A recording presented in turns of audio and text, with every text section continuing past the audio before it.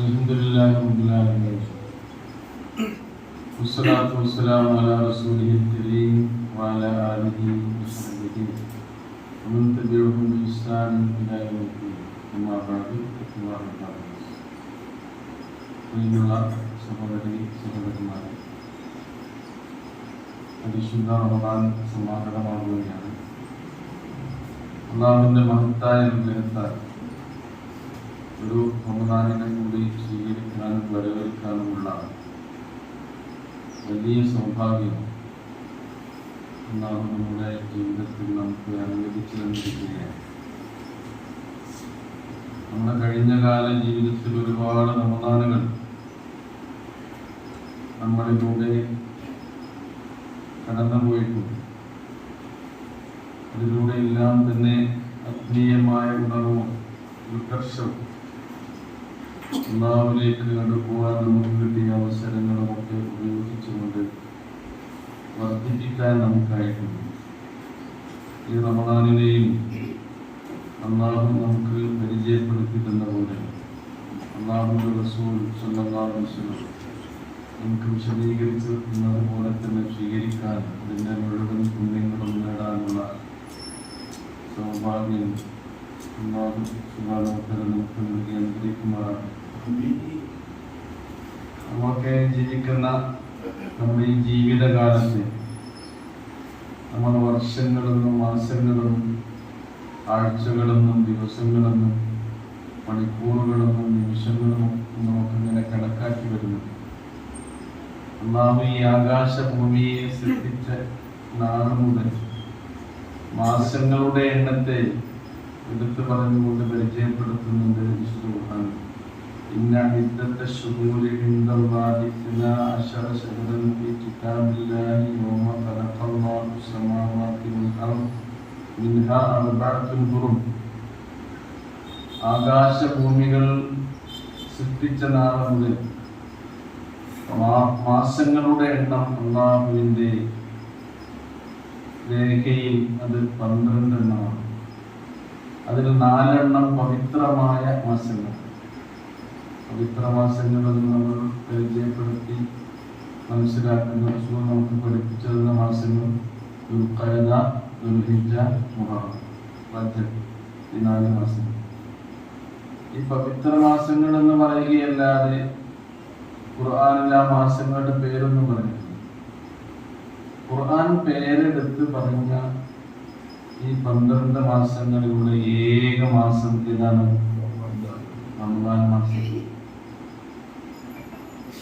എന്ത് പറഞ്ഞുകൊണ്ടാണ് അല്ലാഹു ആ മാസത്തെ പരിചയപ്പെടുത്തുന്നത്? ശഹ്റു റമദാനല്ലദീ ഉൻസില ഫീഹിൽ ഖുർആൻ ഹുദൽ ലിന്നാസി വബയ്യിനാത്തിൻ മിനൽ ഹുദാ വൽ ഫുർഖാൻ ഫമൻ ശഹിദ മിൻഹുമുശ് ശഹ്റ ഫൽയസും. ശഹ്റു റമദാൻ, അതിന്റെ പ്രത്യേകത, പവിത്രത എന്താണ്? അല്ലദീ ഉൻസില ഫീഹിൽ ഖുർആൻ. ഖുർആൻ അല്ലാഹു സുബ്ഹാനഹു വ തആല അവതരിപ്പിച്ച മാസമാണ്. ഖുർആൻ എന്തിനു വേണ്ടിയാണ് അവതരിപ്പിച്ചത്? ഹുദൽ ലിന്നാസ്, എല്ലാ മനുഷ്യർക്കും സന്മാർഗമായിക്കൊണ്ട്, ഹുദയായിക്കൊണ്ട് എല്ലാ മനുഷ്യരും രക്ഷപ്പെടും. എല്ലാ മനുഷ്യർക്കും ഈ ദുനിയാവിലും സൗഖ്യമുണ്ടാകണം, അവരുടെ അനശ്വരമായ മരണാനന്തര ജീവിതത്തിലും സൗഖ്യമുണ്ടാകും. അതിനെന്ത് വേണം? ഹുദ വേണം. ഹുദ എന്ന് പറഞ്ഞാൽ അള്ളാഹുവിന്റെ അരികിൽ നിന്നുള്ള മാർഗദർശനം. നമ്മൾ പഠിച്ചത് അല്ലാഹു സുബ്ഹാനഹു വ തആലയാണ്. ഈ അനുഗ്രഹങ്ങളൊക്കെ നമുക്ക് തന്നവനാണ്. നമുക്ക് ജീവിതവും ജീവനും ഒരുക്കി തന്നത് ആരാണ്? അല്ലാഹു സുബ്ഹാനഹു. ഈ ദുന്യവിയായ നിങ്ങളുടെ ജീവിതം വളരെ ക്ഷണികമാണ്, നൈമിഷികമാണ്. അതുകൊണ്ട് ജനിച്ച നിങ്ങളെല്ലാവരും മരിച്ചു പോകും. ജനിച്ച നിങ്ങളൊക്കെ ജീവിച്ചു തീർക്കേണ്ടി വരും. അല്ലാഹു നിശ്ചയിച്ചൊരു കാലം. അപ്പൊ ഈ ജീവിതം എങ്ങനെയായിരിക്കണം എന്ന് കൃത്യമായി നമുക്ക് വഴികാട്ടി തരുന്ന മാർഗരേഖയാണ് എന്ത്? ഖുർആൻ. അതാണ് ഖുർആൻ. അത് മനുഷ്യനില്ലെങ്കിൽ പിന്നെ അവൻ പിൻപറ്റുക. ഹൃദയം പിൻപറ്റിയിട്ടില്ലെങ്കിൽ എന്തിനായിരിക്കും? ഹവ. ഹവ എന്ന് പറഞ്ഞാൽ ദേഹേച്ഛ, തന്നിഷ്ടങ്ങൾ, അതിന്റെ പിന്നാലെ മനുഷ്യൻ ഇങ്ങനെ പോകും. ജീവിതത്തിന്റെ ലക്ഷ്യം അവന് മറന്നു പോകും. അത് സ്വർഗത്തിലേക്കുള്ള വഴിയാവില്ല, ഇങ്ങോട്ടുള്ള വഴിയായിരിക്കും. അവസാനം നരകത്തിലേക്കുള്ള വഴിയിൽ അവൻ പ്രവേശിച്ച് നരകക്കുണ്ടിൽ ചാടി അവൻ നശിക്കേണ്ടി.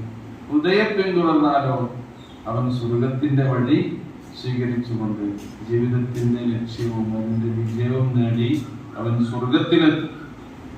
അതുകൊണ്ടാണ് ആ മാസം ഖുർആൻ അവതരിച്ച മാസമായത് തന്നെയാണ്. എന്തിന്റെ സവിശേഷത, ശ്രേഷ്ഠത? റമദാനിന്റെ. ഖുർആന്റെ അവതരണത്തെ കുറിച്ച് സൂറ ദുഖാനിന്റെ ആദ്യ ഭാഗം ഒന്നാണ് പറയുന്നത്. ഇന്നാ അൻസൽനാഹു ഫീ ലൈലത്തിൻ മുബാറകത്തിൻ ഇന്നാ കുന്നാ മുൻദിരീൻ. ഇന്നാ അൻസൽനാഹു ഫീ ലൈലത്തിൻ മുബാറക, അനുഗ്രഹീതമായ ഒരു രാവിൽ, ലൈലത്ത്. ആ രാവിലാണ് നാം അതിനെ അവതരിപ്പിച്ചിട്ടുള്ളത്. നാം ആ ഖുർആൻ അവതരിപ്പിക്കുക മുഖേന അവർക്ക് താക്കീത് നൽകാൻ വേണ്ടിയാണ്. ഇനി ഈ രാവ് ഏതാണ് എന്നും അല്ലാഹു സുബ്ഹാനഹു വ തആല ഒരു പ്രത്യേക സൂറയിൽ തന്നെ നമുക്ക് പഠിപ്പിച്ചു. ആ ശഅബാൻ 15 അല്ല, ആ ശഅബാൻ 15ന്റെ പുണ്യം വിശദീകരിച്ചുകൊണ്ട് ചിലവർ ഈ ആയത്തോതാണ് ഖുർആന്റെ ഒരു ഭാഗം മറ്റൊരു ഭാഗം വിശദീകരിച്ചു തരുന്നു. അതുകൊണ്ട് ഇതിന്റെ വിശദീകരണം എന്താണ്? ഇന്നാ അൻസൽനാഹു ഫീ ലൈലത്തിൽ ഖദ്ർ വമാ അദ്റാക മാ ലൈലത്തുൽ ഖദ്ർ ലൈലത്തുൽ ഖദ്രി ഖൈറും മിൻ അൽഫി ശഹർ تنزل الملائكة والروح فيها بإذن ربهم من كل أمر سلام هي حتى مطلع الفجر. അതാണ് ആ ലൈലത്ത്. ഏതാണ്? ലൈലത്തുൽ ഖദ്ർ. ലൈലത്തുൽ ഖദ്റിലാണ് വിശുദ്ധ ഖുർആൻ അവതരിപ്പിച്ചിട്ടുള്ളത്. അത് ആ രാവിനെ കുറിച്ചുള്ള പ്രത്യേകമായ ഒരു പരിചയപ്പെടുത്തിരുന്നു. ഈ ആയത്തിലോ മാസത്തെ കുറിച്ച്. ആ മാസം ഏതാണ്? ഷഹറു. ആ മാസം ഖുർആൻ ഇറങ്ങിയ മാസമാണ് വരുന്നത്. അതുകൊണ്ട് അല്ലാഹു പറയാണ് അതിനാൽ, ഏതിനാൽ? ഖുർആൻ അവതീർണമായ അതിശ്രേഷ്ഠമായ ലൈലത്തുൽ ഖദ്റിന്റെ സാന്നിധ്യമുള്ള ഈ മാസം. ഫമൻ ഷഹിദ മിൻകും, ആ ഒരു മാസത്തിന് നിങ്ങൾ സാക്ഷിയായാൽ, നമ്മുടെ ജീവിതത്തിലൂടെ ആ മാസം ഇങ്ങനെ കടന്നു വരികയാണെങ്കിൽ എന്ത് ചെയ്യണം? നിങ്ങൾ അന്ന് നിങ്ങൾ നോമ്പനുഷ്ഠിക്കും. അപ്പൊ ഈ 12 മാസങ്ങളിൽ നിന്ന് റമദാനിനെ നോമ്പനുഷ്ഠിക്കാൻ അല്ലാഹു തിരഞ്ഞെടുത്തത് ഒന്നാമത്തേത് എന്താണ്? അത് ഖുർആൻ അവതീർണമായ മാസമാണ്. അപ്പൊ ഷഹ്റു റമദാൻ, ഷഹ്റുൽ ഖുർആൻ. റമദാൻ മാസം എന്തിന്റെ മാസം കൂടിയാണ്? ഷഹ്റുൽ ഖുർആൻ. മാത്രമല്ല ആ രാവിനെ കുറിച്ച് പറഞ്ഞെടുത്ത് പറഞ്ഞു അത് ഖൈറും മിൻ അൽഫി ശഹർ, 1000 മാസങ്ങളെക്കാൾ മിൻ ഖൈർ എന്നാണ്. 1000 മാസത്തോളം നല്ലത്. പിന്നെയോ 1000 മാസങ്ങളെക്കാൾ ഖൈറായ നന്മ നിറഞ്ഞ ഒരു രാവിന്റെ സാന്നിധ്യം ഏതിലുണ്ട്? ഈ റമദാനിൽ. ആ രാവ് എന്നാണ് എന്നും റസൂൽ കരീം സ്വല്ലല്ലാഹു അലൈഹി വസല്ലം പഠിപ്പിച്ചിട്ടുണ്ട്. അതെന്താണ്? അവസാനത്തെ 10 നിങ്ങൾ അതിനെ പ്രതീക്ഷിച്ചുള്ളൂ. റമദാനിന്റെ അവസാനത്തെ 10 ഈ ലൈലത്തുൽ ഖദ്ർ. അത് ഏതാണ് എന്ന് കൃത്യമായി അവിടെ നമുക്ക് പരിചയപ്പെടുത്തുന്നുണ്ട്. റസൂലിന് വഹി കിട്ടിയിരുന്നു ഏതാണ് ലൈലത്തുൽ ഖദ്ർ കേട്ടോ. അപ്പൊ അത് പറഞ്ഞു കൊടുക്കാൻ വേണ്ടി പ്രവാചകൻ നല്ലൊരു സന്തോഷ വാർത്തയല്ലേ തന്റെ ഉമ്മത്തിന് പറഞ്ഞു കൊടുക്കുന്നത്. സാബിമാർക്ക് 1000 മാസങ്ങളെക്കാൾ പുണ്യം നിറഞ്ഞൊരു രാവിന്റെ അതിന്റെ മഹത്വം അതെന്നാണ് എന്ന് കൃത്യമായി പറഞ്ഞു കൊടുക്കാൻ വേണ്ടി വന്നപ്പോഴാണ് 2 ആളുകൾ തമ്മിൽ വഴിയിൽ വെച്ചെന്ത് ചെയ്യുന്നത്? ഷണ്ട കൊടുക്കുന്നത്. റസൂലുള്ളത് കണ്ടപ്പോ രണ്ടാള് സെന്റർ കൂടുന്ന കണ്ടപ്പോ നിങ്ങൾ സെന്റർ കൂടിക്കോളൂ, ഞാൻ പറഞ്ഞെടുക്കാൻ പോകാതെ പോകും. എന്ത് ചെയ്യും? നമ്മളാണെങ്കിൽ പോകാൻ പാടുണ്ടോ? ഇല്ല. വ്യക്തികൾ തമ്മിൽ സെന്റർ കൂടുമ്പോൾ അവരുടെ പ്രശ്നം പറഞ്ഞു തീർക്കണം, എന്നിട്ട് അവര് സുല്ലാക്കി കൊടുക്കണം, അവർ സമാധാനത്തോടു കൂടി പറഞ്ഞേക്കണം. റസൂൽ കരീം സല്ലല്ലാഹു അലൈഹി വസല്ലം എന്ത് ചെയ്തു? അവരെ ഇങ്ങനെ സുലഹാക്കാൻ വേണ്ടി അവർക്കിടയിൽ ഇടപെട്ടുകൊണ്ട് സംസാരിച്ച് പറഞ്ഞ് തീർത്തുപോയേക്കും. ഈ ദിവസം എന്നാണെന്നുള്ള എന്ത് ചെയ്തു? മറവിയും ചെറുപ്പം എന്തായിരിക്കും? ഒരനുഗ്രഹം. അതിനെക്കുറിച്ചുള്ള ഓർമ്മ നബിയിൽ നിന്ന് ഉയർത്തപ്പെട്ടു. എന്നിട്ട് സഹാബത്തിനോട് ചെന്ന് പറഞ്ഞു, ഇങ്ങനെ ഒരു സംഭവം ഉണ്ടായിട്ടുണ്ട്. ലൈലത്തുൽ ഖദ്ർ എന്നാണ് എന്നുള്ളത് കൃത്യമായിട്ട് ഞാൻ പറഞ്ഞു തരാൻ വേണ്ടി വന്നതായിരുന്നു. എനിക്ക് ഇങ്ങനെ ഒരു സംഭവം ഉണ്ടായതുകൊണ്ട് എന്ത് ചെയ്തു? അത് വിസ്മരിക്കപ്പെട്ടു. എന്തുണ്ടായതുകൊണ്ടാണ് വിസ്മരിക്കപ്പെട്ടത്? അടിയൂട്, ചെണ്ടകൂട്, കലഹിക്കുക, തർക്കിക്കുക. അപ്പൊ അതുകൊണ്ട് സംഭവിക്കുന്നത് എന്താ? ഏറ്റവും വലിയ അനുഗ്രഹം മനുഷ്യരിൽ നിന്ന് ഉയർത്തപ്പെടുകയാണ് ചെയ്യുക. അപ്പൊ നമ്മൾ എന്ത് ചെയ്യരുത്? അടികൂടരുത്. വീട്ടിലാണെങ്കിൽ ചെണ്ട ഉണ്ടാകരുത്, കലഹുണ്ടാകരുത്, വഴക്കുണ്ടാകരുത്, വക്കാനുണ്ടാകരുത്. അതൊക്കെ ഉണ്ടാവുന്നതിലൂടെ എന്തുയർത്തപ്പെടുന്നു? നമ്മളിൽ നിന്ന് വലിയ വലിയ അനുഗ്രഹങ്ങൾ പോലും ഉയർത്തപ്പെടും എന്നുകൂടി ഇതിൽ നമുക്ക് എന്ത് ചെയ്യാം? മനസ്സിലാക്കാം. അപ്പൊ വളരെ നന്നായി. ഏതെങ്കിലും ഒരു രാവാണ് എന്ന് കരുതിയാല് ആ രാവിലെ മാത്രം മനുഷ്യന്മാരെന്ത് ചെയ്യും?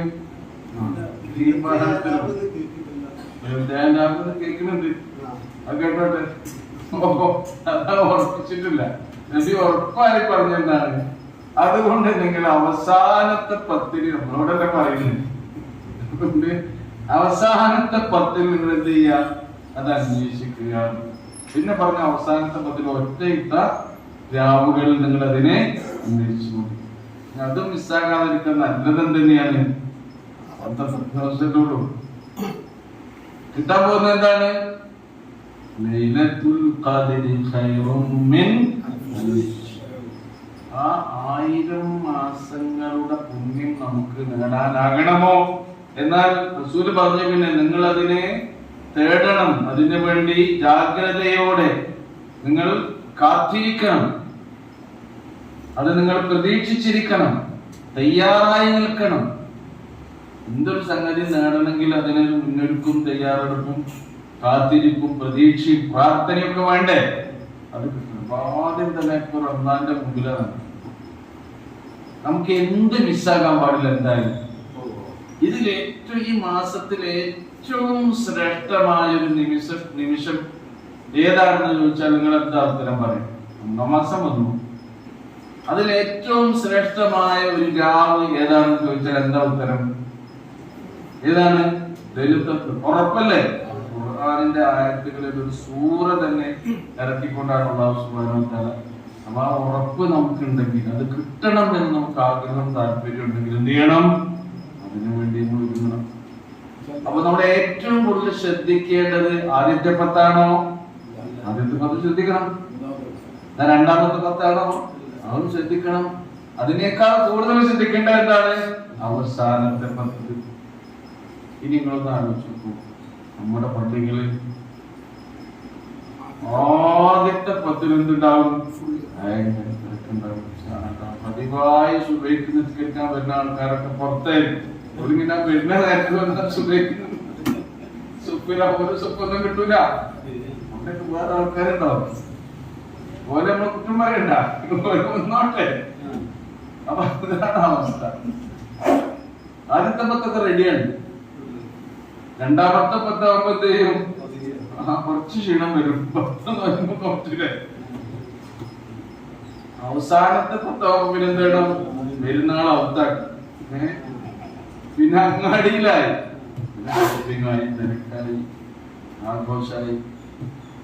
അപ്പൊ എന്ത് ചെയ്യാ? ഡ്രസ് എടുക്കാൻ വിചാരിച്ച ആൾക്കാരൊക്കെ ഇപ്പൊ തന്നെ പോയി എന്ത് ചെയ്യാം?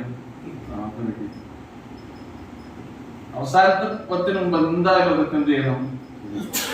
അവസാനത്തേക്ക് വെക്കണ്ടേ? ഏതായാലും എടുക്കണം. അങ്ങനെ ഇതിന് ഒരുങ്ങേണ്ടതേ. ഏറ്റവും പുണ്യമുള്ള കാര്യം നഷ്ടപ്പെടുന്ന വിധത്തിലല്ലല്ലോ നമ്മൾ തൃപ്തിയാക്കേണ്ടത്. ഏറ്റവും പുണ്യമുള്ളതിനെ മിസ്സാകാതെ എന്തായാലും ഈ കൊല്ലം അടുത്ത കൊല്ലം നമ്മൾ ഉണ്ടാവില്ലെന്ന് വല്ല ഉറപ്പുണ്ടോ? അപ്പൊ അത് എനിക്ക് നേടണം എന്ന ജാഗ്രതയോട് കൂടി തന്നെ എന്ത് ചെയ്യാം, നമ്മൾ പ്ലാൻ ചെയ്യണം. എന്നിട്ട് നമ്മൾ എന്ത് ചെയ്യാം, ഒരു തോഫീക്കോടുകൂടി നമുക്ക് എല്ലാം അത് കിട്ടും. അങ്ങനെ ലൈലത്തുൽ ഖദറിന്റെ മഹത്വവും അതിന്റെ പുണ്യവും അതിന്റെ പ്രതിഫലവും നേടുന്ന ആ സൗഭാഗ്യവാന്മാര് അല്ലാഹു സുബ്ഹാനഹു വ തആല എല്ലാവരെയും ഉൾപ്പെടുത്തി അനുഗ്രഹിക്കുമാറാകട്ടെ. മൻ ഖാമ ലൈലത്തുൽ ഖദരി ഈമാനൻ വഹ്തിസാബാ ഉഫിറ ലഹു മാ തഖദ്ദമ മിൻ ദംബി. ലൈലത്തുൽ ഖദറിന്റെ രാവിൽ ആരെങ്കിലും നിന്ന് നമസ്കരിക്കുകയാണ്, ഖിയാമുൽ ലൈൽ നമസ്കരിക്കൂലേ, തറാവീഹ് നമസ്കരിക്കുന്നില്ലേ, ആ നമസ്കാരം നിർവഹിച്ചാൽ അവന്റെ ജീവിതത്തിൽ കഴിഞ്ഞു പോയ പാപങ്ങളൊക്കെ അല്ലാഹു സുബ്ഹാനഹു വ തആല പുറത്തുതരും. നമ്മൾ പാപവിമുക്തരാണ്. ഈ ഒരു മഹാസൗഭാഗ്യം ഒരിക്കലും നമുക്ക് നഷ്ടപ്പെടാൻ പാടില്ല. അതുകൊണ്ട് ഞാൻ പറഞ്ഞുകൊണ്ടുവന്നത് റമളാൻ ശഹ്റു സിയാം ഫമൻ ശഹിദ മിൻകുമുശ് ശഹ്റ ഫലിയസും. നമ്മൾ സുന്നത്തായ നോമ്പൊക്കെ നോക്കുന്നുണ്ട് മറ്റു മാസങ്ങളിൽ. പക്ഷേ പരിപൂർണമായി ഒരു മാസകാലം നോമ്പനുഷ്ഠിക്കൽ നമുക്ക് നിർബന്ധമായി കൽപ്പിക്കപ്പെട്ടത് ഏത് മാസം മാത്രമാണ്? റമദാൻ മാസത്തിന് മാത്രമാണ്.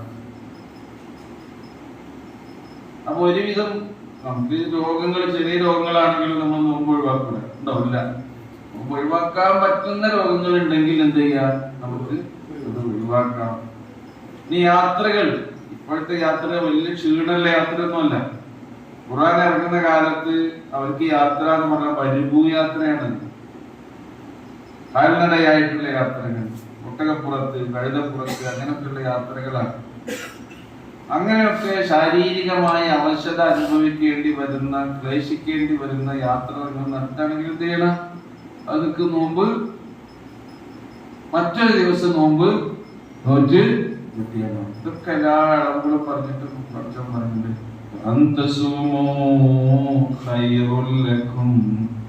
ഇതൊക്കെ പഠിച്ചോ അളവ് തരുന്നുണ്ട്. എന്നാലും നമുക്ക് കഴിയുമെങ്കിൽ നോമ്പനുഷ്ഠിക്കൽ തന്നെയാണെന്ത് നിങ്ങൾക്ക് ഉത്തമമായിട്ടുള്ളത്. കാരണം അതിന്റെ പുണ്യം, റമദാനിലുള്ള പുണ്യം നമുക്ക് നഷ്ടപ്പെടാൻ.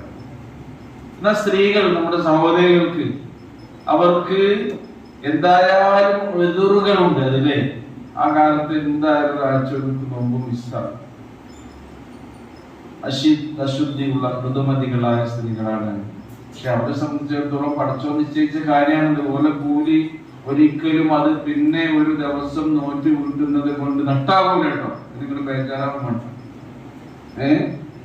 ഈ റമദാനിന്റെ തന്നെ പുണ്യാണ്. റമദാൻ മാസത്തിലെ എനിക്ക് നഷ്ടപ്പെട്ട നോമ്പാണ് റബ്ബേ ഞാൻ ഇന്ന് നോറ്റ് വീട്ടുന്നത് എന്ന് മനസ്സിൽ കരുതി നമ്മൾ മറ്റ് ഏത് മാസങ്ങളിൽ അതിന് നോറ്റ് വീട്ടുകയാണെങ്കിൽ അതിന്റെ കൂലി അല്ലാഹു സുബ്ഹാനഹു വ തആല സഹോദരികൾക്ക് നൽകും.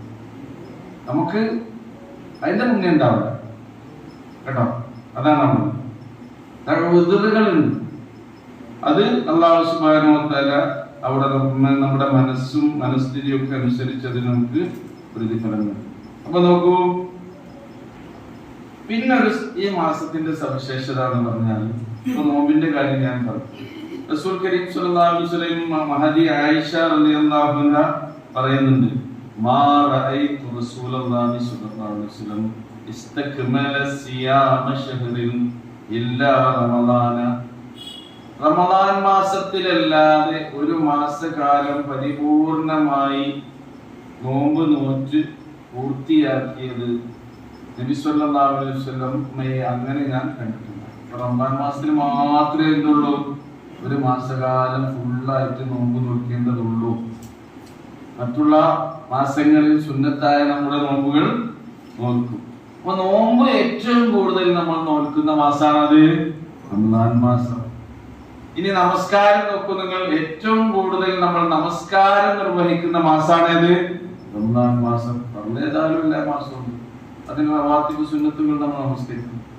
പക്ഷെ അതിനേക്കാൾ കൂടുതൽ ഖിയാമുൽ ലൈൽ അല്ലേ, അതെല്ലാ ദിവസങ്ങളിലും ഉള്ളത് തന്നെയാണ്. എന്നാലും മൊത്തത്തിൽ വിശ്വാസികൾ ഏറ്റവും കൂടുതൽ നമസ്കാരങ്ങളിൽ വ്യാപൃതരാകുന്ന ഒരു മാസം കൂടിയാണിത്, റമദാൻ മാസം.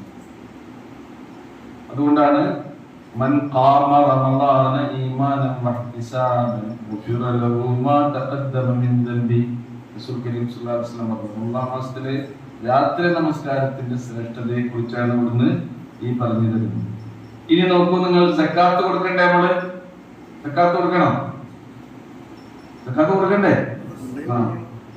സക്കാത്ത് നിസ്കാരം പോലെ നിർബന്ധമായ ഒരു കാര്യമാണ്.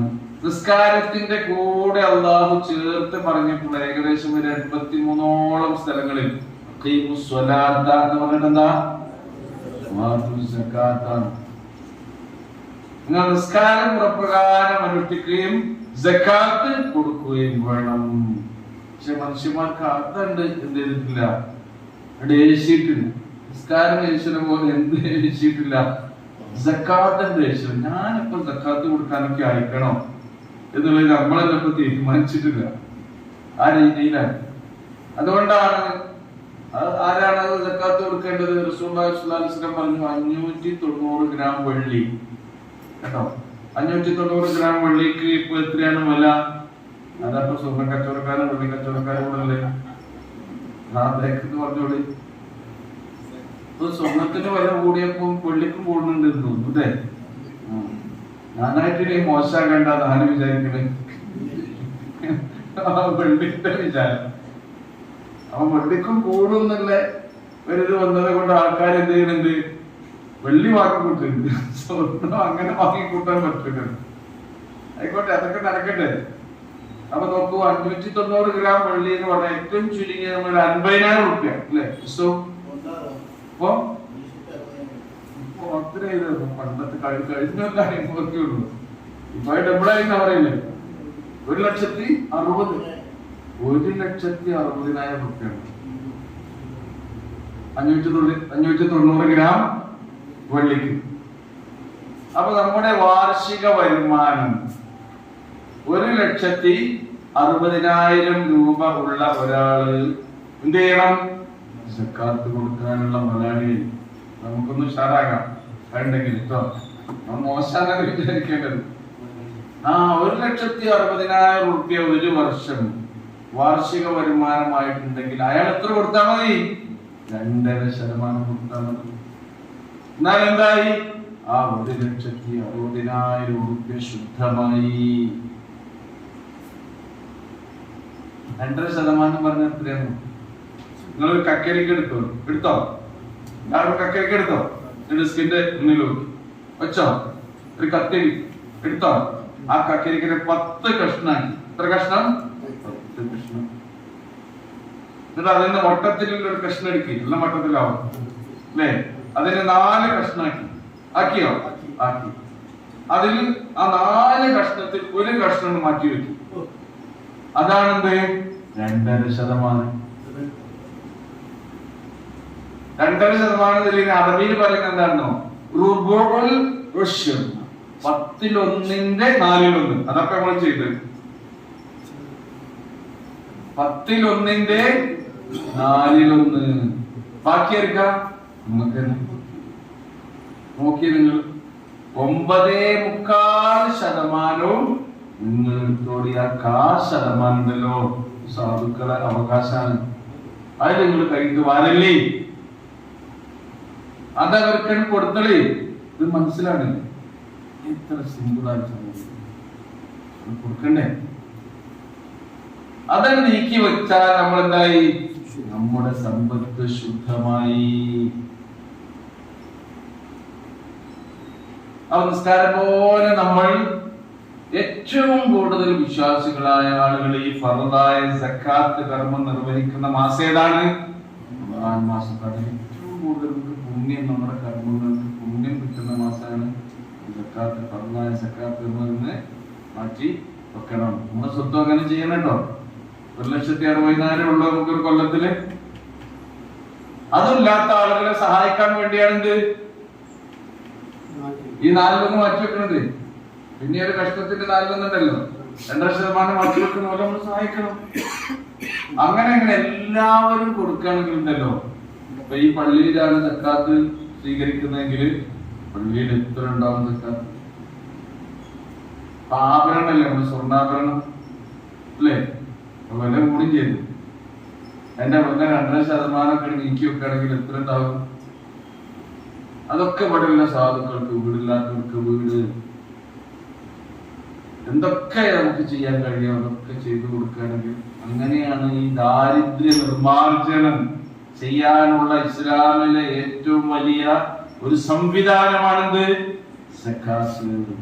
അതിനോട് നമ്മളെല്ലാവരും സഹകരിക്കണം. അല്ലാഹു സുബ്ഹാനഹു വ തആല നമ്മെ അനുഗ്രഹിക്കുമാറാകട്ടെ. ഏറ്റവും കൂടുതൽ നോമ്പ് സക്കാത്ത് എന്ന ഈ പുണ്യകർമ്മം നമ്മൾ നിർവഹിക്കുന്ന മാസം. ഈ സക്കാത്ത് എത്ര കൊടുക്കുന്നുള്ളൂ? 2% ബാക്കി എത്ര ശതമാനം? 100-ല് അത്രയും ബാക്കിയുണ്ട്. അപ്പൊ നമ്മുടെ ആവശ്യം കഴിഞ്ഞാൽ അതിനാണ് സ്വതക്ക എന്ന് പറയുന്നത്. ദാനധർമ്മങ്ങൾ നമ്മുടെ നാട്ടിലുള്ള ജീവകാരുണ്യ സാമൂഹ്യക്ഷേമ പ്രവർത്തനങ്ങൾക്ക് ഏറ്റവും കൂടുതൽ വിശ്വാസികളായ നമ്മൾ ധർമ്മം ചെയ്യുന്ന മാസം കൂടിയാണെന്ത്? എല്ലാവരും വന്ന് ഉള്ളതിനനുസരിച്ച് എന്ത് ചെയ്യും? ധർമ്മം ചെയ്യും. കാരണം ധർമ്മം എന്നുള്ളത് അള്ളാഹുവിന്റെ കോപാഗ്നിയെ കെടുത്തുന്ന ഏറ്റവും വലിയ പുണ്യകർമ്മമാണ്. ജീവിതത്തിൽ നമുക്ക് വന്ന് ഭവിക്കാനിടയുള്ള മുസീബത്തുകളെ, ദുരിതങ്ങളെ, പരീക്ഷണങ്ങളെ ഒക്കെ തടുക്കും. എന്തുകൊണ്ട്? സദഖകൾ കൊണ്ട് എന്നാണ് പഠിപ്പിച്ചിട്ടുള്ളത്. അപ്പൊ ഇതൊക്കെ വർദ്ധിക്കുന്ന മാസമാണ്. ഇനി നോക്കൂ, ഏറ്റവും കൂടുതൽ നമ്മൾ ഖുർആൻ പാരായണം ചെയ്യുന്ന മാസം ഏതായിരിക്കും?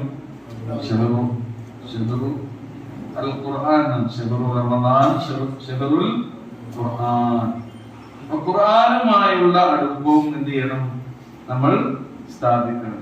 പള്ളിയുമായും ഏറ്റവും കൂടുതൽ നമ്മൾ ബന്ധപ്പെടുന്ന മാസം ഏതാണ്? റമദാനല്ലേ? കാരണം നോക്കൂ, ഇഅ്തികാഫ് എന്ന ആരാധന അത് ഏത് മാസം നിർവഹിക്കേണ്ടതാണ്? റമദാനിൽ നിർവഹിക്കും. അപ്പൊ നമ്മുടെ ജീവിതകാലത്ത് ഇഅ്തികാഫ് എന്ന സുന്നത്ത് ഒരിക്കലും അത് നമ്മൾ എടുക്കാതെ നമ്മുടെ ജീവിതം കടന്നു പോകുന്ന ഒരവസ്ഥ ഉണ്ടാകുന്നത് നമ്മൾ ആഗ്രഹിക്കുന്നുണ്ടോ? ഇല്ല.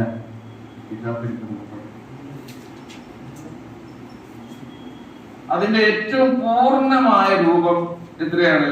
അവസാനത്തെ 10 മുഴുവനായി. പിന്നെ നമ്മളെല്ലാ ആളുകൾക്കും അങ്ങനെ കഴിഞ്ഞോളുന്നില്ല. കാരണം നിത്യേന ജോലി തൊഴിലെടുത്ത് കുടുംബം പോറ്റുന്ന മനുഷ്യന്മാരുണ്ടാകും അല്ലേ? അങ്ങനെയുള്ള ആളുകൾക്ക് ഒഴിവ് വേണമെങ്കിൽ എവിടെ വന്നിരിക്കാം? പള്ളിയിൽ വന്നിരിക്കാം. പകല് തൊഴിലിന് പോകുന്ന ആൾക്കാർ രാത്രി, അങ്ങനെ എത്രയോ വിശ്വാസികളുണ്ട്. പകലിന് തൊഴിലിന് പോകുന്ന ആൾക്കാരാണ്. രാത്രി കാലങ്ങളിൽ അവർ കഴിയുന്നത്ര സമയം എന്ത് ചെയ്യുന്നു? ഇഅ്തികാഫിന്റെ നിയത്തോടുകൂടി പള്ളിയിൽ നമുക്ക് ചെലവഴിക്കാം. അങ്ങനെ വന്നിരിക്കുന്ന എത്രയോ ആളുകളുണ്ട്. കാരണം എന്താ? അല്ലാഹു സുബ്ഹാനഹു വ തആല അവന്റെ അർശിന്റെ തണൽ നൽകി ആദരിക്കുന്ന 7 വിഭാഗത്തെ പരിചയപ്പെടുത്തിയതിൽ ഒരു വിഭാഗക്കാരാണ് വറജുലുൻ ഖൽബുഹു മുഅല്ലഖുൻ ബിൽ മസാജിദ്. അപ്പോൾ നമ്മൾ തീരുമാനം എടുക്കുക. എന്ത്? ഇൻഷാ അല്ലാഹ് ഈ വരുന്ന റമദാനിൽ കഴിവിന്റെ പരമാവധി പള്ളിയിൽ ഇഅ്തികാഫ് ഇരിക്കാൻ ഇൻഷാ അല്ലാഹ് ഞാൻ ശ്രമിക്കുന്നതാണ്. ഞാൻ വെച്ചൂടെ? പുരുഷന്മാർക്ക് മാത്രമല്ല, സ്ത്രീകൾക്കും എന്ത് ചെയ്യാം? ഇഅ്തികാഫ് ഇരിക്കാം. പ്രവാചക പത്നിമാർ മസ്ജിദുൻ നബവിയിൽ പ്രവാചകന്റെ പള്ളിയിൽ ഇഅ്തികാഫ് ഇരുന്നതായി എത്രയോ ഹദീസുകൾ നമ്മൾ മനസ്സിലാക്കുന്നുണ്ട്. ഹദീസിൽ ഇങ്ങനെ പറഞ്ഞു വായിച്ചു പോകാനല്ല, ഈ സുന്നത്തുകളൊക്കെ നമ്മുടെ ജീവിതത്തിലും എന്ത് ചെയ്യാം? നമ്മൾ നടപ്പിലാക്കുക. അപ്പൊ ഞാൻ പറഞ്ഞ ഈ ആരാധനകളിലൂടെയൊക്കെയാണ് നമ്മൾ അള്ളാഹുവിലേക്ക് അടുക്കേണ്ടത്. അള്ളാഹുവിലേക്ക് അടുത്താൽ അള്ളാഹ് നമ്മളിലേക്ക് അടുക്കുന്നൊക്കെ നമ്മൾ പഠിച്ചിട്ടില്ലേ? ഇതിനെ അടുക്കണ്ടേ? അടുക്കേണ്ടത് ഇതിലൂടെയാണ്, ഈ പറഞ്ഞ ആരാധനകളിലൂടെയാണ്. നോക്കൂ, നിങ്ങൾ റമദാനിന്റെ പകൽ വേളയിൽ മുഴുവൻ നിർബന്ധമായി നമ്മൾ നോമ്പനുഷ്ഠിക്കുന്നു. രാത്രികാലങ്ങളിൽ നമ്മൾ ഏറ്റവും കൂടുതലായി നമസ്കരിക്കുന്നു. ഖിയാമുൽ ലൈൽ, രാത്രി നമസ്കാരം, തറാവീഹ് നമസ്കാരം നമ്മൾ നമസ്കരിക്കുന്നു. അതേപോലെ തന്നെ നമ്മൾ സക്കാത്ത് കൊടുത്ത് നമ്മുടെ സമ്പത്തിനെ ശുദ്ധീകരിക്കുന്നു. സക്കാത്തിന്റെ പുറമെ ഐച്ഛികമായ ദാനധർമ്മങ്ങൾ പരമാവധി നമ്മൾ ചെയ്യുന്നു. നമ്മുടെ രക്ഷാകവചമായി അല്ലാഹു സുബ്ഹാനഹു വ തആല അവതരിപ്പിച്ച വിശുദ്ധ ഖുർആനുമായി ഏറ്റവും കൂടുതൽ അടുത്തത് പാരായണം ചെയ്യുന്നു. അതേപോലെ തന്നെ നോമ്പുറപ്പിക്കില്ല നമ്മളല്ലേ? നോമ്പുണ്ടാവില്ല വീട്ടില്. ശരിക്കും നോമ്പ് കാലം വന്നാണ്ടല്ലോ കുടുംബ ബന്ധങ്ങൾ കൂടുതൽ ഊഷ്മളമാവുകയും അത് ശക്തിപ്പെടുകയും ചെയ്യുന്ന ഒരു കാലം കൂടി. കുടുംബക്കാരൊക്കെ നോമ്പുറക്കാൻ വിളിക്കൂലേ? വീട്ടിലുള്ള ആൾക്കാരെന്നെ ഒരുമിച്ച് നോമ്പ് തുറക്കുന്നു, ഒരുമിച്ച് അത്താഴം കഴിക്കുന്നു. അത്താഴത്തിന് എല്ലാവരും ഒരുമിച്ചിരിക്കും അല്ലേ? അതൊക്കെ ഒരു ബർക്കത്താണ്. ഇങ്ങനെയൊക്കെയുള്ള പുണ്യങ്ങൾ ധാരാളമായി നമ്മുടെ ജീവിതത്തിൽ കടന്നു വരുന്നൊരു മാസം. അള്ളാഹുവിന്റെ അടുക്കൽ ഇങ്ങനെ തന്നെ അല്ലാഹു സുബ്ഹാനഹു വ തആല പറഞ്ഞിട്ടുണ്ട്, വമൻ ഇഖ്തറബ ഇലയ്യ ശിബ്റൻ ഇഖ്തറത്തു ഇലൈഹി ദിറാഅ. എന്റെ ഒരു ദാസൻ എന്നിലേക്ക് ഒരു ചാണെടുത്താൽ ഞാൻ അവനിലേക്ക് ഒരു മുഴം പറഞ്ഞാൽ നമ്മൾ കുറച്ചെണ്ണം എടുത്താൽ മതി, അത് നല്ലോണം ഇത് വരും. ഒരു മുഴം നമ്മൾ എടുത്താൽ അള്ളാഹു നമ്മളിലേക്ക് ഒരു മാർഗം. നമ്മൾ അള്ളാഹുലേക്ക് നടന്നു വന്നാൽ കേട്ടോ, വമൻ അതാനി യംശി അതൈതുഹു ഹർവല, ഞാൻ അവരിലേക്ക് ഓടി ചെല്ലും. ആര്? അള്ളാഹ് നമ്മുടെ അരികിലേക്ക് ഓടി വരുന്നു. അള്ളാഹുവിലേക്ക് അടുക്കാണ്. നടന്നു ചെന്ന അങ്ങോട്ട് ഓടി വരും.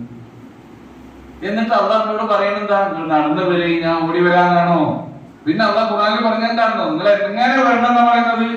ഫഫിറൂ ഇലല്ലാഹ്, അതിനാൽ നിങ്ങൾ അള്ളാഹുവിന്റെ അരികിലേക്ക് ഓടി വരുവിന്നാണ്. അപ്പൊ അള്ളാഹ് എങ്ങനെ വരും? അപ്പൊ അള്ളാഹ് എങ്ങനെയാ വരിക? എങ്ങനെയാ വരണ്ടേ? എന്നാലോചിച്ച് നോക്കൂ. ഇതൊക്കെ പറഞ്ഞിട്ട് അള്ളാഹ് പറയുന്നത് എന്താ? ഫഫിറൂ ഇലല്ലാഹ്, നിങ്ങൾ എന്റെ അരികിലേക്ക് ഓടി വരുവിൻ. അപ്പൊ അല്ലാഹു സുബ്ഹാനഹു വ തആല നമ്മുടെ അരികിൽ നമ്മളെ വാരി പുണർന്ന്, അവന്റെ കാരുണ്യം കൊണ്ട് അള്ളാഹു നമ്മളെ വാരി പുണരും. അവന്റെ പ്രതിഫലം, മഹത്തായ പ്രതിഫലം നൽകി നമ്മളെ അല്ലാഹു സുബ്ഹാനഹു വ തആല ആദരിക്കും. അങ്ങനെയുള്ള ഒരു മാസാണ് ഇത്, റമദാൻ മാസം.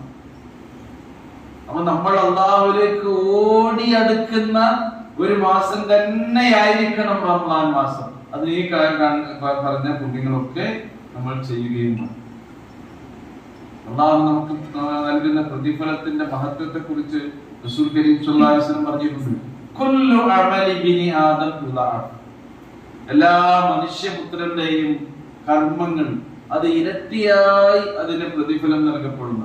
അൽ ഹസന ബി അശരി അംസാലിഹ, നമ്മളൊരു പുണ്യം ചെയ്താൽ എത്ര? 10 മടങ്ങാണ്. ഇലാ 700 ദിഫ്, എത്ര? 700 മടങ്ങ് വരെ പ്രതിഫലം നമ്മുടെ പുണ്യങ്ങൾക്ക് നൽകും എന്ന് പറഞ്ഞു. അല്ലാഹു അസ്സ വജൽ അല്ലാഹ് പറയാണ്, ഇല്ലസോ, ഏത് കർമ്മം ഒഴികെ? നോമ്പ് ഒഴികെ. നോമ്പല്ലാത്ത എന്ത് പുണ്യങ്ങൾ ചെയ്താലും 10 മുതൽ എത്ര വരെ? 700 വരെ. അപ്പൊ നോമ്പിന് എത്രയാണ്? 700 അല്ലേ? അത് അള്ളാഹ് കണക്കാക്കുന്ന നമുക്ക് തരിക. ഇല്ലസോ, ഇതിന് പറഞ്ഞെന്താണോ? ഫഇന്നഹു ലീ വഅന അജ്സി ബി, അത് എനിക്കുള്ളതാണ്, ഞാൻ അതിനാണ് പ്രതിഫലം നൽകുന്നത്. അപ്പൊ നോമ്പിൽ നമ്മൾ സഹിക്കുന്ന എന്നിട്ട് പറയുന്നത് എന്താണോ? ലിഅന്നഹു യദഉ തുആമഹു വശറാബഹു വശഹവതഹു മിൻ അജലി, എന്റെ ദാസൻ അവന്റെ അന്നപാനീയങ്ങൾ ഉപേക്ഷിക്കുന്നതും അവന്റെ വികാര വിചാരങ്ങളെ നിയന്ത്രിക്കുന്നതും ഞാനുള്ളത് കൊണ്ടാണ്. അപ്പൊ അള്ളാഹു നമ്മളുടെ കൂടെയുണ്ട് എന്ന ബോധം നമുക്ക് ഏറ്റവും കൂടുതൽ നമ്മുടെ മനസ്സിൽ അങ്കുരിപ്പിക്കുന്ന ഒരു ആരാധനയാണ് ഇത് നോമ്പ്. ആ കാലാണ് ഒന്നാം മാസം. പക്ഷെ നമ്മുടെ കൂടെ ഉണ്ട്, എപ്പോഴും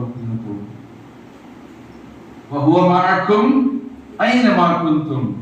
നിങ്ങൾ എവിടെയാണെങ്കിലും അള്ളാഹു നമ്മുടെ കൂടെയുണ്ട്. അവ നമ്മുടെ മനസ്സിന്റെ കടിഞ്ഞാൻ നമ്മുടെ കയ്യില് വരും.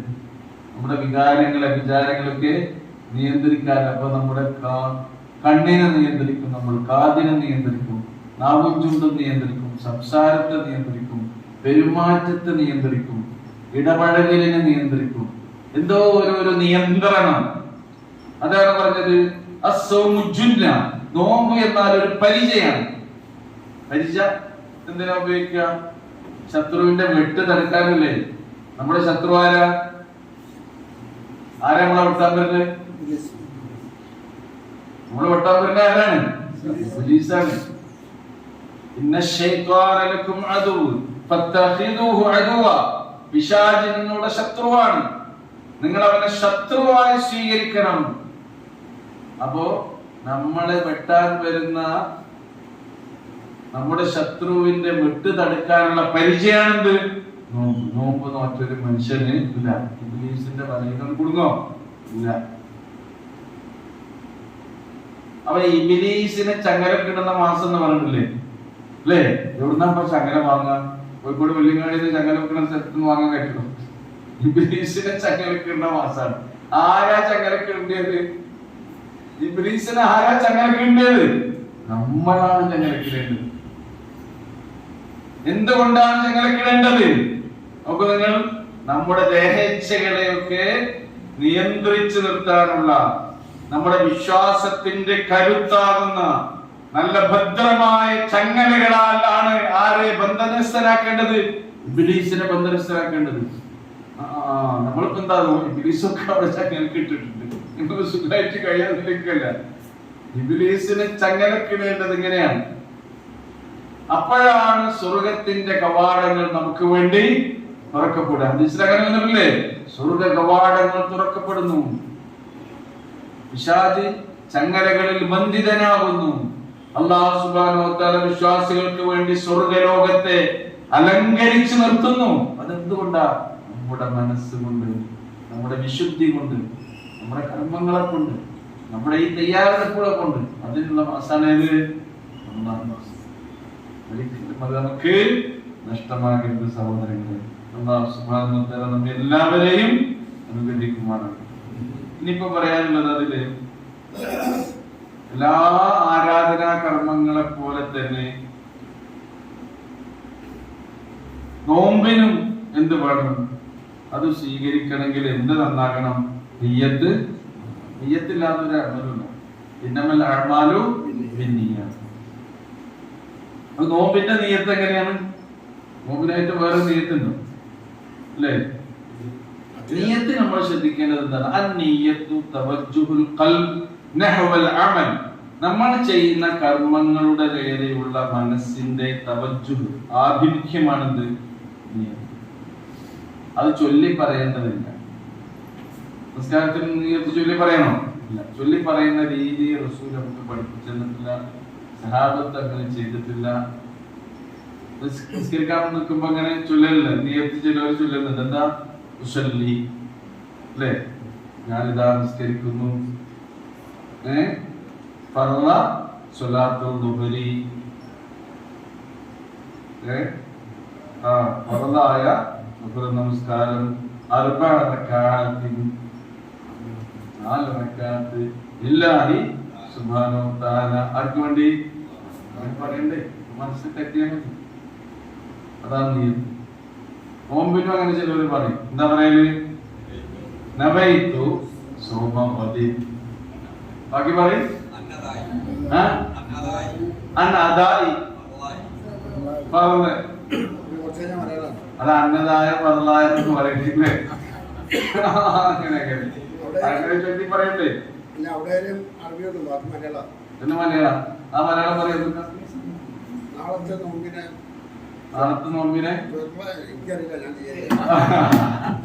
അപ്പൊ അങ്ങനെ പറയണ്ട. എന്താ പറയും? മനസ്സിൽ കരുതിയ. ഇനിയിപ്പോ ഈ റമളാൻ മാസം ഒന്നായിട്ട് പഠിച്ചോനെ ഈ ഒരു മാസത്തിന്റെ ഞാൻ എനിക്ക് തന്നകണെന്ന് പറയാൻ വേണ്ടി അല്ല. ഓരോ ദിവസവും രാത്രി തന്നെ എന്ത് ചെയ്യണം? നമ്മൾ നാളെ നോമ്പുകാരനാണെന്ന് മനസ്സിൽ കരുതണം. ഒരു മാസങ്ങൾ ഉണ്ടാവുന്നില്ല എന്താ ഉറപ്പ്? മതി. നിസ്കരിക്കുമ്പോ നിസ്കരിക്കുമ്പോ ഒരു മാസം മുറിപ്പില്ലാറേ, ഒരു മാസത്തിന് 100 അല്ലല്ലോ. ഓരോ സംഗതി ചെയ്യുന്നതിന്റെ മുമ്പ് തന്നെയാണ്. 1-ാം മാസം ഏതായാലും നമ്മളെ മുമ്പിലുണ്ട് തരാൻ കേട്ടോ. ഒന്നിച്ച് ഏതായാലും അത് മുഴുവൻ പൂർത്തിയായി നോമ്പ് അനുഷ്ഠിക്കാനുള്ള തൗഫീഖ് പഠിച്ച നമുക്ക് നൽകട്ടെ അല്ലേ? ഞാനിതാ പറഞ്ഞിരുന്ന റസൂലുള്ളാഹി സ്വല്ലല്ലാഹു അലൈഹി വസല്ലം പറഞ്ഞു നോക്കുക, എന്നിട്ട് വേറെ പറയുന്നത് നമുക്ക് പിന്നെ ശ്രദ്ധിക്കണം. قال رسول الله صلى الله عليه وسلم من لم يبيت الصيام من الليل فلا صيام له. രാത്രി സമയത്ത് തന്നെ നോമ്പുകാരനാണെന്ന് ഒരാൾ ഉദ്ദേശിച്ചിട്ടില്ല എങ്കിൽ പിന്നെ അവന് നോമ്പില്ല. വേറെ റിവായത്തിൽ വന്നിട്ടുണ്ട് മല്ലം യുജ്മിഇ സിയാമ ഖബ്ലൽ ഫജ്ർ. ഇതിനു മുമ്പ് ഫജ്റിന് മുമ്പ് ഒരാൾ ഞാൻ നാളെ നോമ്പുകാരനാണ് എന്ന നിയ്യത്ത് അവന് ഇല്ല എങ്കിൽ ഫലാ സിയാമ ലഹു.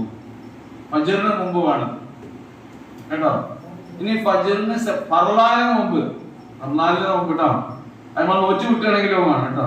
ഫർളായ നോമ്പാണ്. സുന്നത്തായ നോമ്പാണെങ്കിലോ ഇല്ല. സുന്നത്തായ നോമ്പാണെങ്കിലേ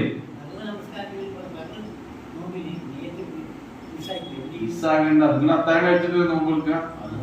അപ്പൊ നമുക്ക് എന്തായിരിക്കും വിചാരം? നെയ്യത്ത് എന്താ? അതാണ് നെയ്യത്ത് വെക്കാൻ വേണ്ടി ഒരു സ്ഥലത്ത് ഇങ്ങനെ പോയി പ്രത്യേക ഇരുന്ന് അങ്ങനെയുള്ള മനസ്സിലുള്ള വിചാരാണെന്ന് നോമ്പ്, പിന്നെ നെയ്യത്ത് എന്നുള്ളത്.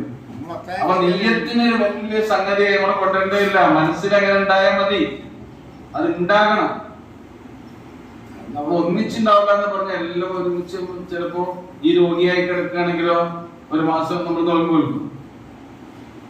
റമദാന്റെ ഒന്നാമത്തെ ദിവസം തന്നെ ഈ ഒരു മാസകാലം ഞാൻ നോമ്പ് നോൽക്കുകയാണ് എന്ന് പറഞ്ഞാൽ അതിന്റെ ഇടയിൽ നമുക്ക് ആർക്കും അസുഖങ്ങളൊന്നും പിന്നെ തരാതിരിക്കട്ടെ പഠിച്ചു അല്ലേ?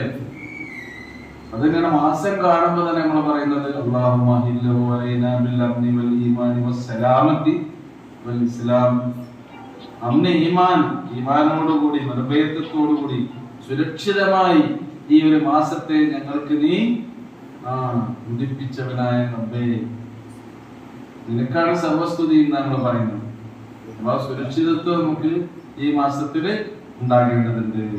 ഇനി സുന്നത്തായ നോമ്പാണെങ്കിലും പ്രശ്നമില്ല. റസൂലുള്ളാഹി സ്വല്ലല്ലാഹു അലൈഹി വസല്ലം ഫജ്ർ നിസ്കരിച്ച് വീട്ടില് വല്ലതും പോയൊക്കെ വല്ലതും ബ്രേക്ക്ഫാസ്റ്റിന് വല്ലതും ഉണ്ടോ? അവർ ആയിഷാബിന്റെ അടുത്ത് വരുന്നു, ആയിഷാബിനോട് ചോദിക്കുന്നു, ആയിഷ വല്ലതും പുത്തൂറുണ്ടോ? ആയിഷാബി പറയുന്നു ഒന്നുമില്ല നബി. അവ നബി പറയുന്നു എന്നാ നീ വെറുതെ ആണ്ട, ഞാൻ ഇന്ന് നോമ്പുകാരനാണ്. അവ സുന്നത്ത് നോമ്പാണെങ്കിൽ എന്ത് ചെയ്യാം? നമുക്ക് ഫജ്ർ കഴിഞ്ഞതിന് ശേഷവും നോമ്പിൽ നമുക്ക് പ്രവേശിക്കാം. അതിന്റെ ഇടയിൽ ഇവിടെ നിങ്ങൾ ചെയ്യണ മാതിരി കട്ടൻ ചായ കുറിച്ചൊക്കെ തിരിഞ്ഞാൻ പാടില്ല.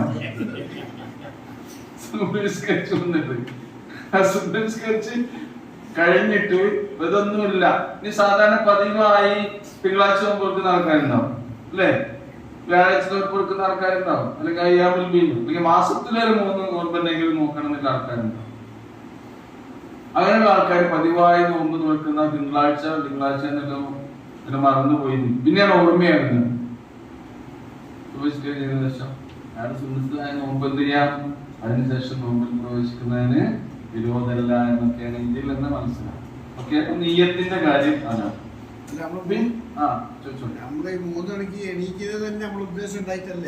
അതന്നെ അതില് വന്നോ? അപ്പൊ നോമ്പുകാരനാണ്. അതാണ് നെയ്യത്ത് ഒരു വലിയ കാര്യമായിട്ട് നമ്മൾ കരുതേണ്ടത്. നെയ്യത്ത് മനസ്സിലുള്ള വിചാരം ഉണ്ടാകുക എന്നുള്ളതാണ്. പിന്നെ അതിലുള്ള സുന്നത്ത് എന്താണെന്ന് അത്താഴം കഴിക്കണം. എന്തെങ്കിലും ഒന്ന് കഴിക്കണം. എന്തിനു വേണ്ടി? കാരണം എന്താ? മലക്കുകളുടെ പ്രാർത്ഥന കിട്ടുന്ന ഒരു ബർക്കത്താക്കപ്പെട്ട ഭക്ഷണം എന്നാണ് റസൂലുള്ളാഹി സ്വല്ലല്ലാഹു അലൈഹി വസല്ലം അത്താഴത്തെ കുറിച്ച് പറഞ്ഞിട്ടുള്ളത്.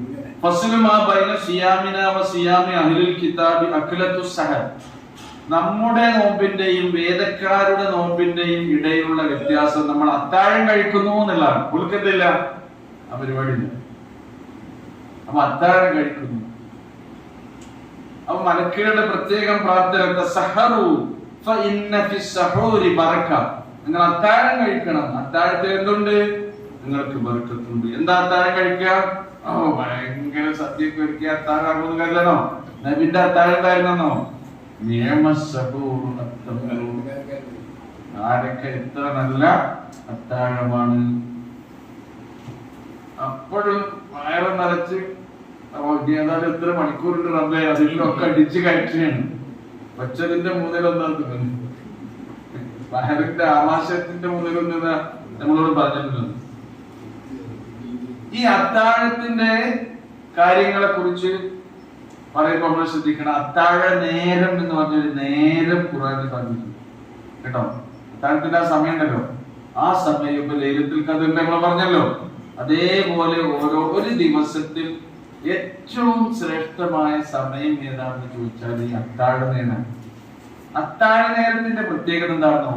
അല്ലാഹു സുബ്ഹാനഹു വ തആല നമ്മുടെ പ്രാർത്ഥന കേൾക്കാൻ സന്നദ്ധനായി ഒരുമ്പെട്ടിരിക്കുന്ന എല്ലാ സമയത്തും അള്ള കേൾക്കൂട്ടോ, കേൾക്കൂലേ?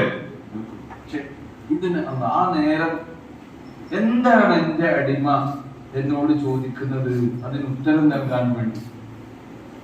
അതുകൊണ്ടാണ് റസൂലുള്ളാഹി സ്വല്ലല്ലാഹു അലൈഹി വസല്ലം ആ കാര്യം ഖുർആൻ തന്നെ പറഞ്ഞ എന്താണ്? കാനൂ ഖലീലൻ മിനൽ ലൈലി മാ യഹ്ജഊൻ വബിൽ അസ്ഹാരി ഹും യസ്തഗ്ഫിറൂൻ. അസ്ഹാർ എന്ന് പറഞ്ഞാൽ സഹൂറിന്റെ നേരം, അത്താഴ നേരത്തെ അവർ അല്ലാഹുവിനോട് പാപമോചനത്തിൽ ഇരുന്ന് പ്രാർത്ഥിച്ചു കൊണ്ടിരിക്കുന്നു. അല്ലാഹ് ചോദിക്കും, ഹൽ മിൻ സായിലിൻ, എന്നോട് പ്രാർത്ഥിക്കുന്നവരുണ്ടോ, ചോദിക്കുന്നവരുണ്ടോ? ഫഉതിഹി സുല, അവൻ ചോദിക്കുന്നത് ഞാൻ അവന് നൽകുന്നതാണ്. ഏത് നേരത്ത്? അത്താഴ നേരത്ത്. നമുക്ക് ചോദിക്കാനൊന്നുമില്ലേ? ചോദിക്കാനും പറയാനുണ്ടോ? ഏത് നേരാണ് ശ്രേഷ്ഠം? അപ്പൊ അത്താഴം കഴിക്കാൻ ഒരു സമയം കണ്ട് പിന്നെ കുറച്ച് പ്രാർത്ഥനക്കും കൂടിയുള്ള സമയം ചെയ്യണം നമ്മൾ കാണണം. അത്താഴം കഴിക്കുന്നതിന് മുമ്പും പ്രാർത്ഥിക്കാം. ഏറ്റവും ശ്രേഷ്ഠമായ എന്നോട് ചോദിക്കുന്ന തൗബ ചെയ്ത് മടങ്ങുന്ന ആരാണുള്ളത്? തൗബ ചെയ്യുന്നത് ആരാണുള്ളത്? അവന്റെ തൗബ ഞാൻ സ്വീകരിക്കുന്നു.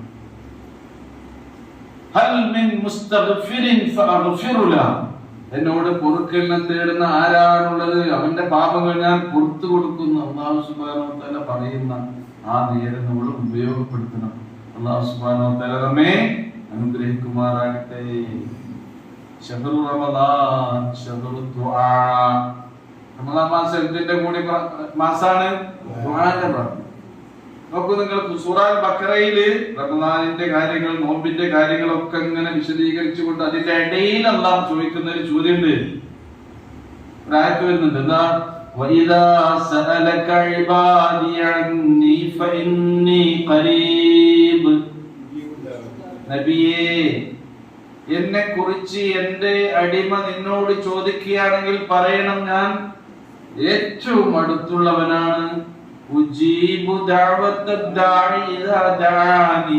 എന്നോട് ചോദിക്കുന്നവന്റെ പ്രാർത്ഥിക്കുന്നവന്റെ പ്രാർത്ഥനയ്ക്ക് ഞാൻ എന്നിൽ വിശ്വസിക്കട്ടെ, എന്റെ ഈ വിളിക്ക് ഉത്തരം നൽകട്ടെ.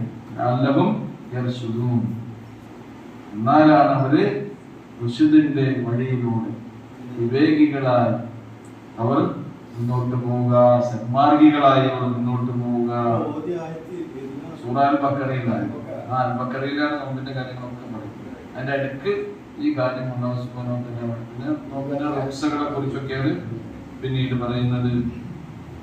പിന്നെ ഇഫ്താർ അവസാനിക്കാൻ അല്ലേ?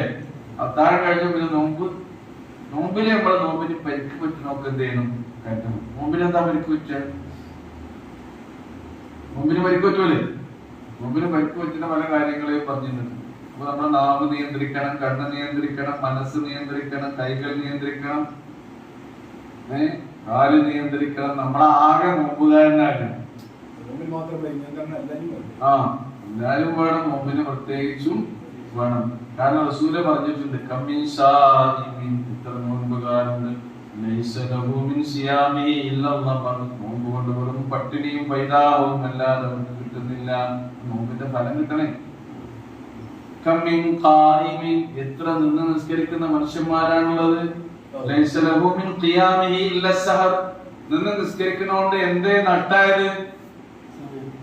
ഉറങ്ങണ ആ സമയം ചെയ്ത് പോയി കടന്നുറങ്ങിക്കൂടെ എന്നാണ് എന്റെ അങ്ങനെയുള്ള നിസ്കാരം അങ്ങനെയുള്ള നോമ്പ് ഒരിക്കലും ആകാൻ പാടില്ല. മല്ലം യദഅ ഖൗല സൂർ വൽ അമല ബിഹി ഫലൈസ ലില്ലാഹി ഹാജ ഫി അൻ യദഅ തുആമഹു വ ശറാബഹു.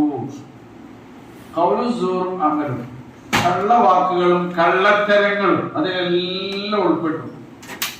അതൊരു ആൾ ഒഴിവാക്കാൻ തയ്യാറില്ലെങ്കിൽ പിന്നെ അവന്റെ അന്നപാനീയങ്ങൾ ഉപേക്ഷിക്കുന്നത് കൊണ്ട് പഠിച്ചോന്ന് വല്ല ആവശ്യമില്ല. പഠിച്ചോന് വല്ല ആവശ്യമുണ്ടോ? ഒരാവശ്യമില്ല. അങ്ങനെയുള്ള നോമ്പ് ആ നോമ്പ് തുറക്കല്ലേ നമ്മള്? നോമ്പ് തുറക്കൽ എങ്ങനെയാ? നോമ്പ് തുറക്കാൻ ധൃതി കൂട്ടണം.